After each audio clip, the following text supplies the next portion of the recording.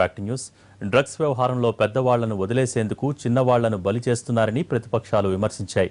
Drugs వ్యవహారంపై దర్యాప్తుని కేంద్ర సంస్థలకు అప్పగించాలని టీడీపీ డిమాండ్ చేస్తోంది.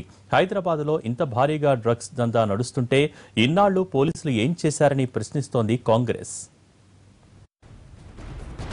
తెలుగు రాష్ట్రాల్లో సంచలనం రేపుతున్న డ్రగ్స్ కేసులో విచారణపై ప్రతిపక్షాలు మండిపడుతున్నాయి.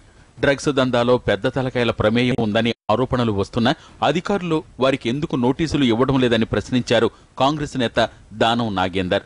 హైదరాబాద్లో డ్రగ్స్ చలామణికి అడ్డా పబ్లేనని, జూబ్లీహిల్స్ రోడ్ నంబర్ 36లో టెర్రస్ పైన పబ్ నడుపుతున్నారని ఆయన ఆరోపించారు. ఈ పబ్ గురించి స్థానికులు ఎన్నిసార్లు ఫిర్యాదులు చేసినా పోలీసులు పట్టించుకోలేదని ఆరోపించారు. జూబ్లీహిల్స్లో రోడ్ నంబర్ 36లో టెర్రస్ మీద దీంట్లో మున్సిపల్ కమిషనర్ గారిని కూడా బాధ్యం చేయాల్సి వస్తుంది, జనార్దన్ రెడ్డి గారు. ఎందుకంటే టెర్రస్ మీద రైట్స్ ఉండే ఎవరికి కూడా. టెర్రస్ మీద ఒక పబ్బు నడుస్తూ ఉంది.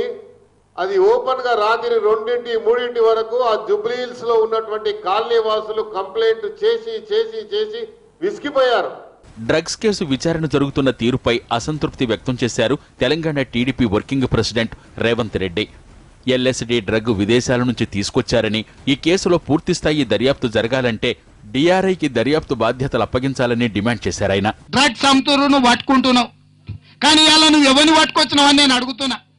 ఎవడో చిన్నోళ్ళను చిన్న సిట్కోళ్ళను వెనకాల బలం లేని వాళ్ళని ఇలా లైన్ పెట్టి పిలుస్తున్నావు. సినిమాలలో అయిపోయిన వాళ్ళను, ఇంటికాడు ఉన్నోళ్ళను ఎవరెవరినో పిలుస్తున్నావు. ఉన్నోళ్ళని పిలుస్తున్నావా?